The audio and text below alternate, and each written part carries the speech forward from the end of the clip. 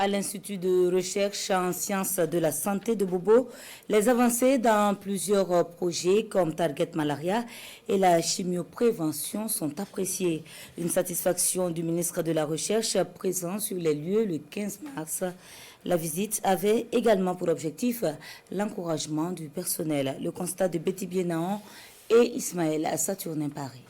Après la salle où il a eu droit à une présentation sur l'Institut de recherche en sciences de la santé IRSS et des projets et programmes comme Target Malaria, le ministre de l'Enseignement supérieur, de la Recherche et de l'Innovation est ensuite à l'Insectarium, dans le laboratoire des travaux de recherche sur les moustiques génétiquement modifiés en milieu confiné. Une visite des lieux pour féliciter ses collaborateurs dans cet institut et toucher du doigt les réalités. On voit là un signe d'encouragement, d'accompagnement pour la recherche. Il a pris un engagement ferme pour nous accompagner vers l'atteinte de nos objectifs qui ne sont autres que d'améliorer la santé des populations par la recherche. S'il y a un fléau qui frappe durement les pays tropicaux, dont le Burkina, c'est la question du paludisme.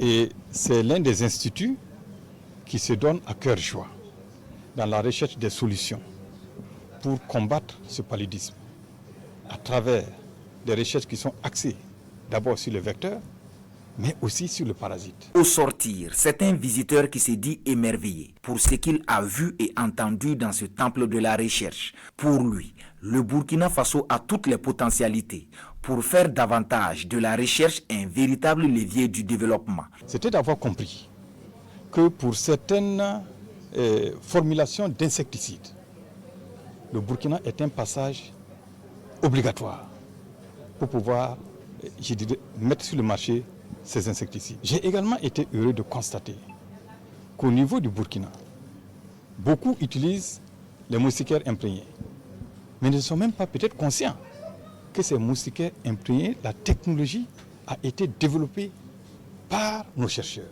Donc cela nous interpelle directement sur les stratégies à mettre en place pour que nous ayons une valeur ajoutée à ces efforts qu'abattent donc nos chercheurs. Toutefois, Adjima Thiombiano reconnaît que des difficultés, entre autres, liées aux ressources humaines et matérielles, existent. Mais il rassure que des initiatives sont déjà en cours pour apporter des réponses idoines afin d'offrir à ses collaborateurs de bonnes conditions de travail.